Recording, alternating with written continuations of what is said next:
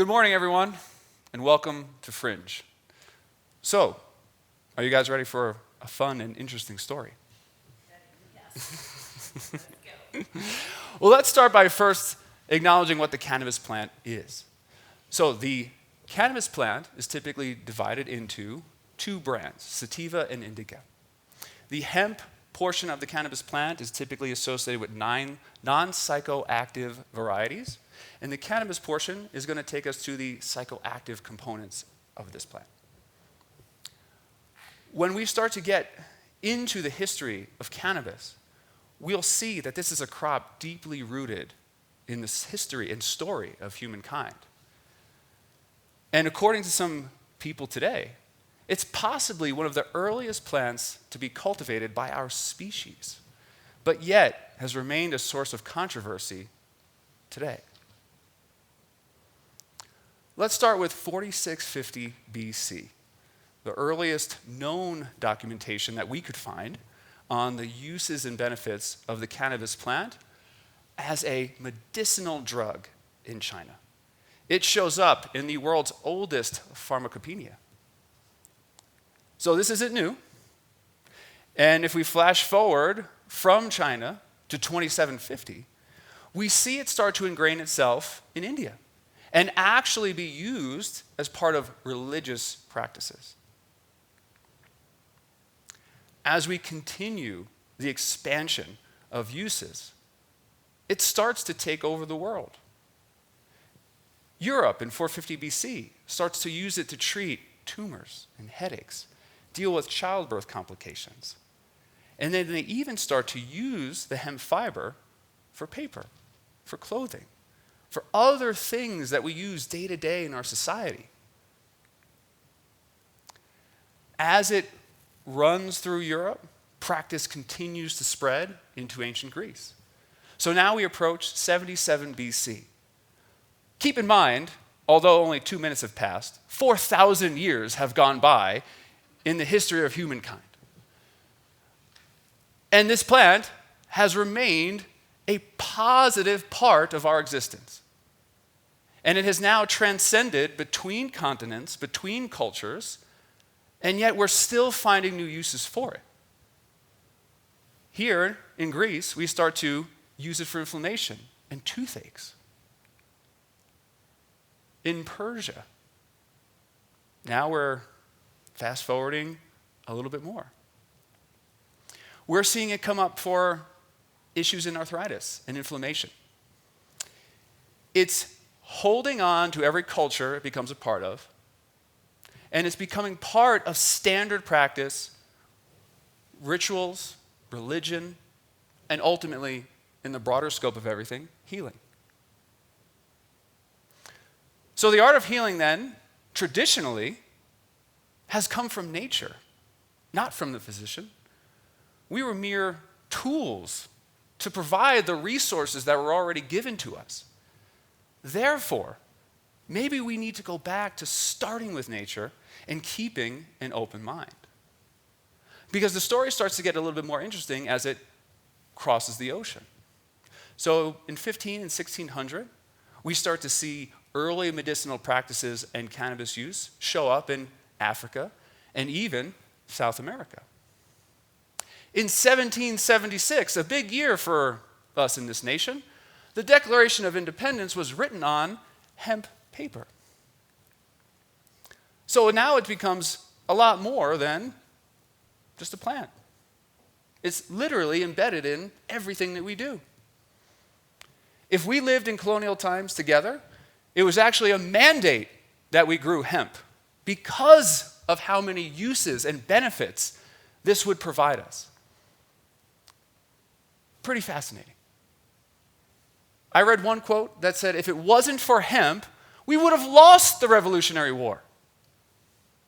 So this plant is now changing the course of time. It's creating nations and culture and ideas. Through war and trade and more interaction around the globe, we see it start to pop up in France. And again, the same uses.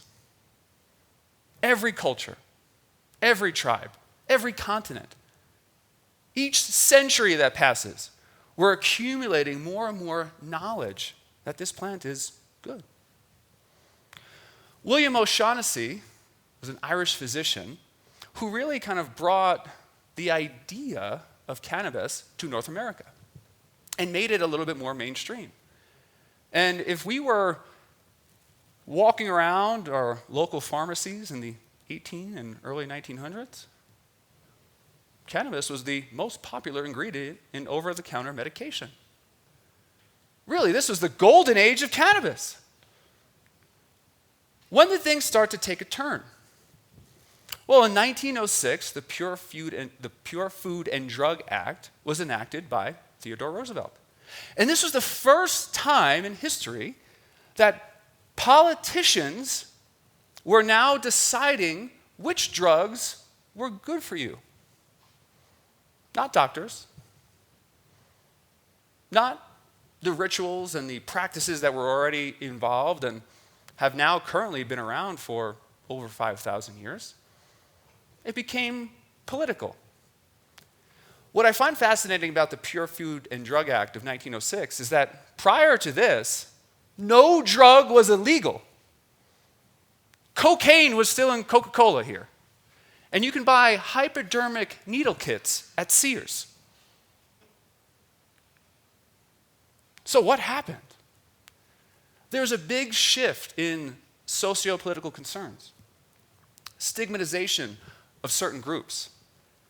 Ultimately, using these stories to breed fear would lead to more and more restricted access and bills and policies that would ultimately constrain research. So in 1911, Prohibition starts, and Massachusetts passes a law making it illegal to sell or possess cannabis, and, like seems to be the story, 10 states follow like dominoes by 1927. The 1920s was a big time, especially in North America, where we began shaping perceptions of this plant and building a story surrounded by stigmatization and essentially propaganda. Mexican immigrants came to the USA slowly but surely after the Mexican Revolution of 1910. And because of this, they were a new target.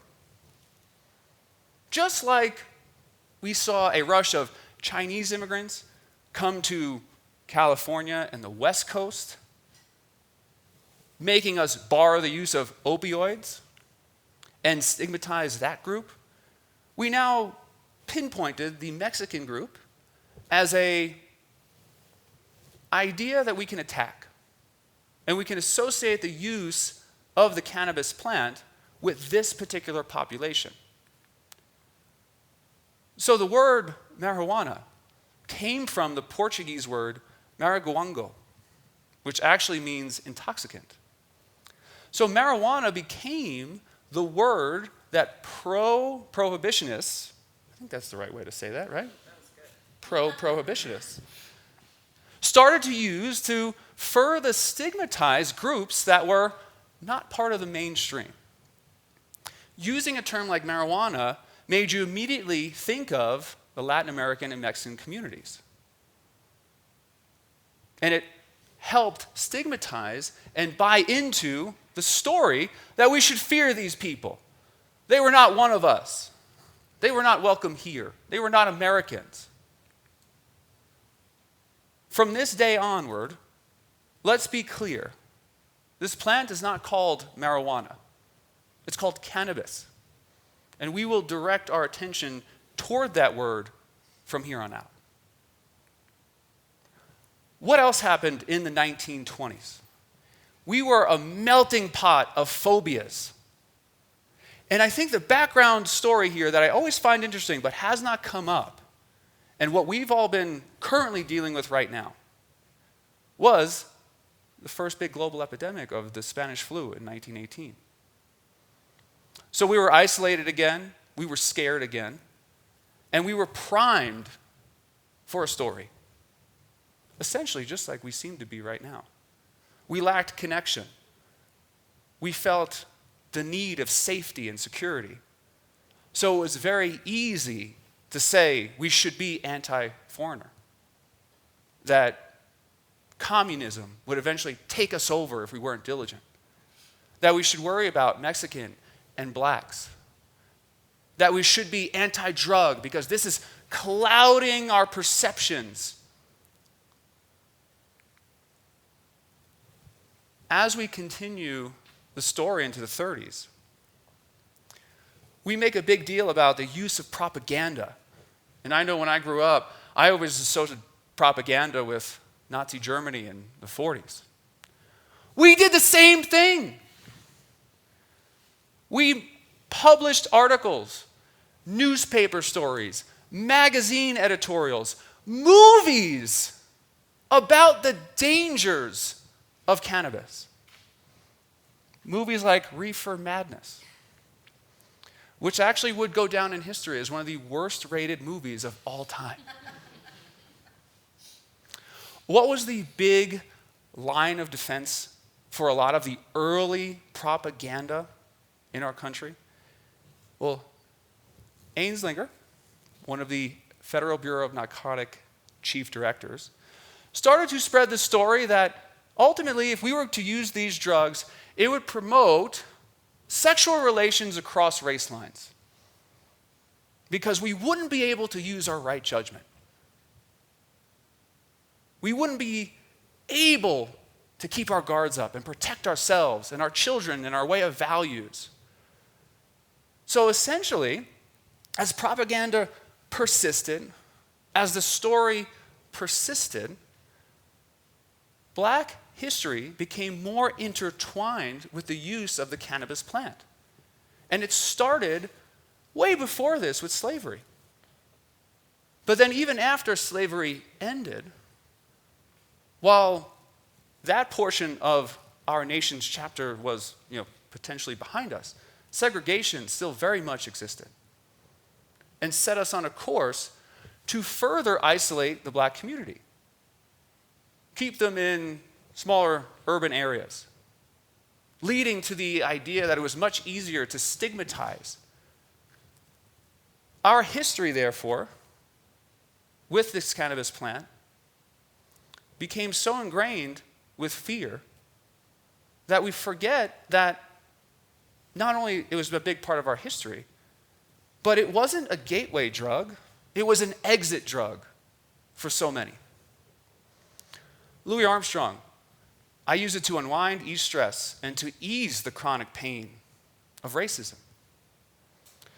And for so many in those communities, it wasn't just associating cannabis with the black community, the Mexican community. It was associating cannabis with jazz music, with urban areas, with lower socioeconomic status. And that became part of the story.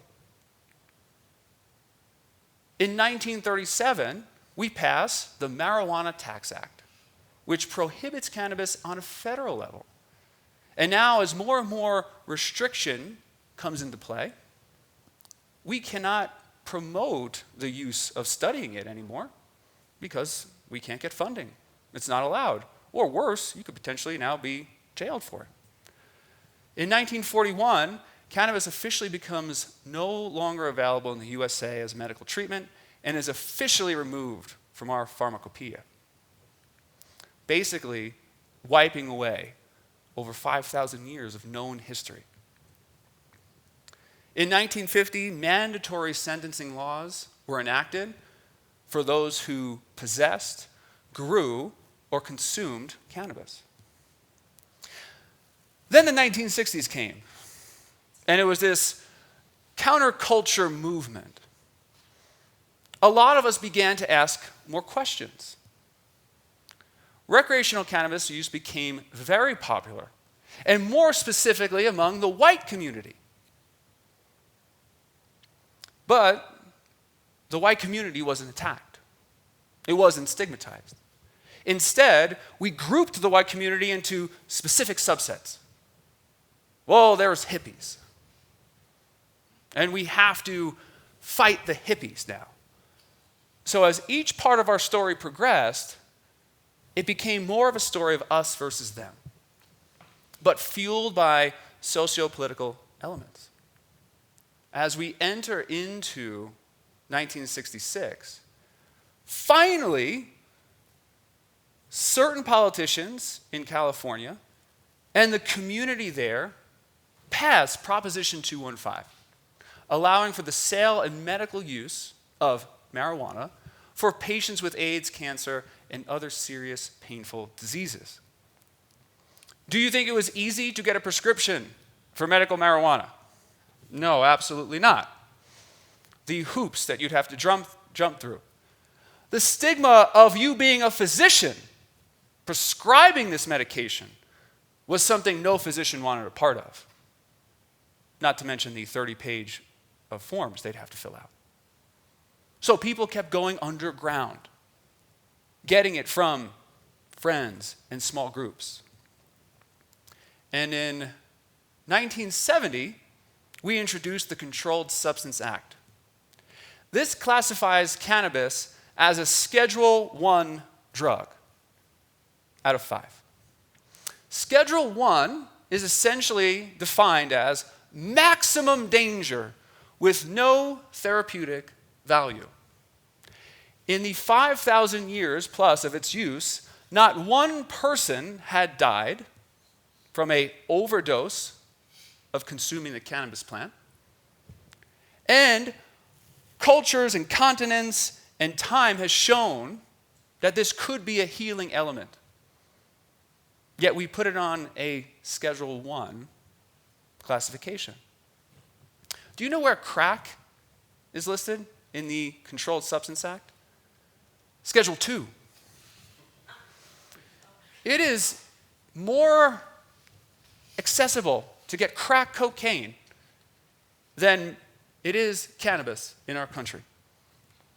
And potentially more encouraged. Because, hey, we don't know about that crack yet. But we think we know about this. Let's go to 1971. And Richard Nixon declares the war on drugs, which is like declaring the war on paper or pencils. Really, it makes no sense because drugs were not the enemy. And really, when it comes down to brass tacks, there's no bad drugs, just bad relationships with drugs. But Nixon believed that a person wouldn't drink something like alcohol to get drunk. They drink alcohol to have fun. But people who smoke pot try to get high. This is ironic coming from a man who struggled with alcoholism, sleeping pills, and amphetamines. So to pinpoint something so specific and make it so polarizing was essentially taking advantage of the previous 30, 40 years of fear that we've been building in our nation. And people were buying into this idea that drugs were ruining us as a society. 1981, the anti-cannabis crusade really starts to kick off. SWAT teams coming in to kick down your doors. Husbands and wives going to jail. People with chronic illnesses not allowed access or jailed for the use of the plant. In 1990, because of the efforts in stigmatizing groups and because of the efforts of mandatory sentencing laws, 610,000 black males between 20 and 29 would be in jail. 1 in 4 on probation or parole, and 436,000 enrolled in college, which is a startling trend. But it was a startling trend that was propagated and held up by so many establishments. So the same way that positivity and the use of this plant as medicine was handed down to generation, in seemingly one blink of an eye, we reversed that story because it fit into the needs of a political environment. Did we know we were lying about the drugs? Of course we did. That's Nixon's chief domestic advisor, John Ehrlichman, in 1994. And to read these type of quotes or stories after the fact, And to still see so many against the idea or unwilling to admit the mistakes of the past is potentially even more startling. And I think it shows truly how we struggle with wisdom as human beings right now. And wisdom is the idea to go back on your ways of thinking when presented with new evidence. And we have so much evidence that discounts almost everything that we were doing during the 30s, 40s, 50s, 60s, and beyond. And I'm sure Genevieve will share some light on those things with you. Luckily, in 2012, there are some bright spots. Recreational legalization starts in our country, and it begins with Colorado and Washington, becoming the first two states of hopefully many more that realize the power of this plant and the place it can have in our culture. By 2015, the federal government announces the Public Health Service review on non-federally funded research involving cannabis. This is the first step in removing many bans for privately funded research. So another small step in the right direction. 2018, yet another small step. The Farm Bill Act removes hemp from the extracts of the CSA, and the FDA approves Epidiolex, the first of its kind to be used on child-onset epilepsies, a plant-derived CBD product. Today, consumer interest and support for CBD is growing. So we have to be at the forefront of understanding more about this plant to further educate the masses on its good. Because it's so easy to focus on the negativity and the bias. If you ask your friends or family members, have they tried CBD? A lot of them will say, especially if they're older, no, that's drugs. I don't want to get high. So there's still a lack of understanding. Given our age of technology, in the age of Google, we still remain so misinformed because we refuse to turn our eyes towards the information of the past. And the information of the past and our history, we have to accept the good, the bad, the ugly, and the worse because it is a part of who we are today.